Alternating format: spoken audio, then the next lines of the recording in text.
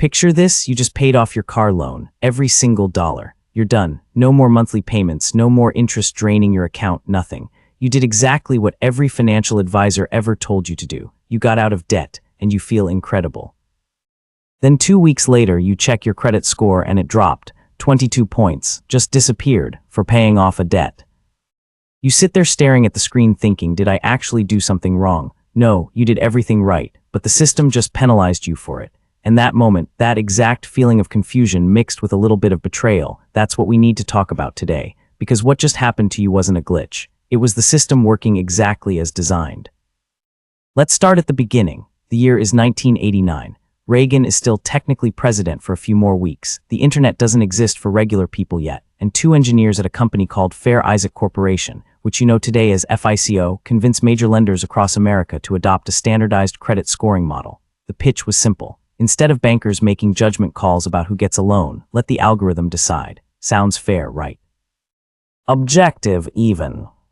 But here's what nobody talks about. FICO was not built for you. It was built for lenders. The entire model was engineered to answer one question and one question only. How likely is this person to keep borrowing money and making payments on time? That's it. That's the whole thing. Your credit score was never designed to measure your financial health. It was designed to measure your value as a debt customer. And once you understand that, everything about the scoring system starts making a very different kind of sense. So let's actually pull apart how this score works.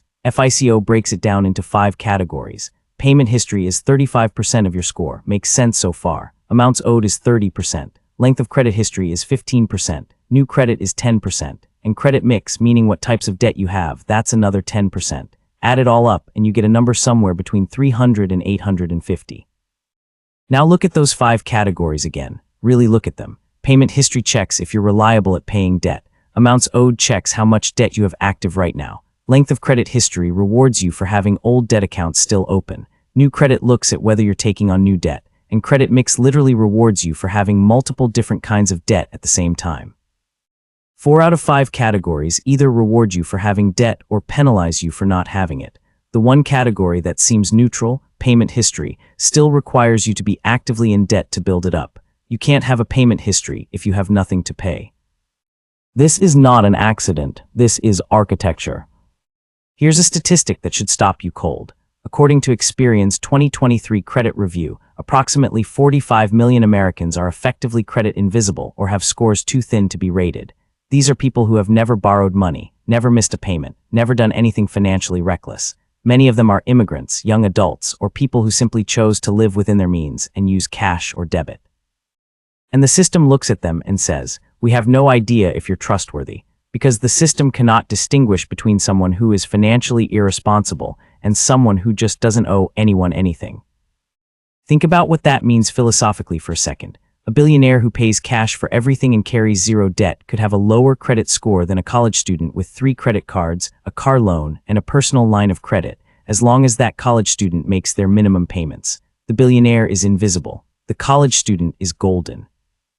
Let me give you a real example with actual numbers so this lands properly. Say you have a credit card with a $10,000 limit and you carry a $2,000 balance. Your utilization on that card is 20%, which is actually considered healthy by FICO's model. You're using debt, you're managing it, lenders love you. Now say you pay that $2,000 off completely, full 0 balance. In a rational world, that makes you look better. You proved you can eliminate debt, but your utilization just dropped in a way that, depending on your other accounts, might actually be flagged differently by the algorithm. And more importantly, if you close that card because you think, why keep an account I'm not using, you just lost that $10,000 of credit history and available credit, which tanks your score even harder. The system is literally telling you, don't pay it off and close it, keep the account open, keep the relationship active, keep the debt alive even symbolically. Now let's talk about the credit mix category, because this one is genuinely wild when you slow down and look at it.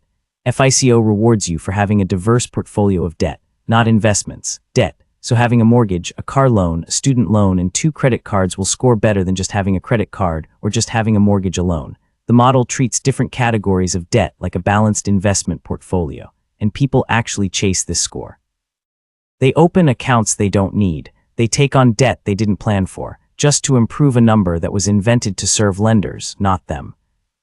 According to a 2022 Consumer Financial Protection Bureau report, Americans paid approximately $120 billion in credit card interest and fees alone in a single year. $120 billion. And the people paying that interest aren't all financially irresponsible. Many of them have excellent credit scores. They're playing the game correctly. They just didn't realize the game was designed so the house always wins. Here's the metaphor I want you to sit with. Imagine you're trying to get a job, and the only way to prove you're a hard worker is to have previously worked for your competitor. Not just once, but continuously. The longer you stay at competing companies, the more your resume improves. And if you quit all your other jobs to focus just on yours, your resume gets weaker, not stronger. That's the credit score system. Your work ethic, your savings discipline, your actual financial health, none of that matters to the score. Only your debt employment history does. Now I want to be clear here, and this is important, because I'm not telling you to blow up your credit score and go live off the grid. That's not actionable and it's not realistic. The credit score system, as flawed as it is the system we have. Lenders use it. Landlords pull it. Insurance companies in many states use it to price your premiums. Even some employers check it, so the goal is not to ignore it. The goal is to understand that you're playing a game that was designed by someone else for someone else, and once you know the rules clearly, you can stop being manipulated by them. So let's talk about what this actually looks like in practice, because there's a version of this that traps people badly, and there's a version where you use the system strategically and don't let it use you. Here's how the trap usually works. You're in your mid-20s. You get your first real job. Someone tells you that you need to build credit, so you open a credit card, maybe two. You start putting expenses on them. You pay the minimums because that's what builds history, right? Then a car payment shows up because you need transportation. Then maybe a personal loan for something that felt urgent at the time. Now you have the credit mix. You have the payment history. Your score climbs into the 700s and you feel like you're winning. But look at your actual net worth. Look at the interest you've been paying. Look at how much of your income is committed every month before you even have a choice about where it goes. The score went up. The wealth didn't. In fact, it may have gone down, because every dollar you paid in interest is a dollar that couldn't compound in an index fund or a brokerage account or even just sit in a high-yield savings account. According to NerdWallet's 2023 Household Debt Survey, the average American household carries over $7,900 in credit card debt alone. At an average interest rate of around 20% as of early 2024, that household is paying roughly $1,580 a year just in credit card interest. If you invested that $1,580 instead and earned a historical market average return of roughly 10% annually, in 30 years, you'd have approximately $283,000 from just that one source alone, not from some complicated investing strategy, just from not paying interest on $7,900 of credit card debt. That is what the credit score system's incentive structure costs you in real, compounding, future wealth. Not because the score itself is evil, but because the behavior it encourages, keeping debt active, keeping balances revolving, keeping multiple loan products open, directly competes with the behavior that builds actual wealth. Let's talk about the debt-to-income ratio for a minute, because this is where the system gets even more revealing. When you apply for a mortgage, the lender looks at two things: your credit score, yes, but also your debt-to-income ratio, which is how much of your gross monthly income goes toward debt payments. And here's the irony. The very behaviors that maximize your credit score, carrying multiple active debt accounts, maintaining balances, having diverse credit types, those same behaviors raise your debt-to-income ratio, which can actually hurt your ability to qualify for the mortgage in the first place. So the system created a situation where improving your score for one type of approval can simultaneously make you worse positioned for another type of approval. The debt carousel never actually stops. It just keeps you spinning. Now let's talk about what you should actually do, not theory, actual moves. First, understand utilization and use it deliberately. If you're going to have credit cards, which can be a genuinely useful tool if used right, keep your utilization below 30% on any individual card and ideally below 10% overall. But here's the key: do not carry a balance to do this. The myth that carrying a small balance builds credit faster than paying in full is completely false. FICO does not reward you for paying interest. It rewards you for having a low balance relative to your limit. Pay the full statement balance every single month. You get the utilization benefit without paying a single dollar in interest. Second, never close your oldest credit account unless you have an actual compelling reason to do so. Length of credit history matters, and your oldest account anchors that metric. Even if you don't use the card, keep it open and put one small recurring charge on it every few months so it stays active. A streaming subscription, a gas fill-up. just something so the issuer doesn't close it on you. Third, only apply for new credit when you actually need it, not to game the credit mix category. Every hard inquiry sits on your report for 2 years, and while each one only costs you a few points, the pattern of multiple applications in a short window signals financial stress to lenders. Be intentional. Fourth, and this is the one that most people get backwards, build wealth first and use the credit system as a tool second. Your investment account doesn't need a credit score. Your Roth IRA doesn't care what your FICO number is. Emergency funds, index funds, retirement accounts, these build actual net worth. The credit score is useful for accessing leverage when leverage makes strategic sense, like a mortgage on a property that will appreciate or a business loan for something with a clear return. It is not a goal in itself. Treating it like a goal is how the system wins. Let me bring in something that's been gaining a lot of traction in financial conversations over the last few years, because it's directly relevant here. There's a growing movement of people, particularly in the FIRE community, that's financial independence retire early, who have deliberately allowed their credit scores to drop as they paid off all debt and became entirely self-funded. Some of them have scores in the low 6s or even the 5s because they have no active debt products. And they are genuinely wealthier, by every meaningful measure, than many people with 750 scores. They own assets outright. They have no monthly payment obligations. Their cash flow is entirely theirs, but the scoring system looks at them like they're a risk.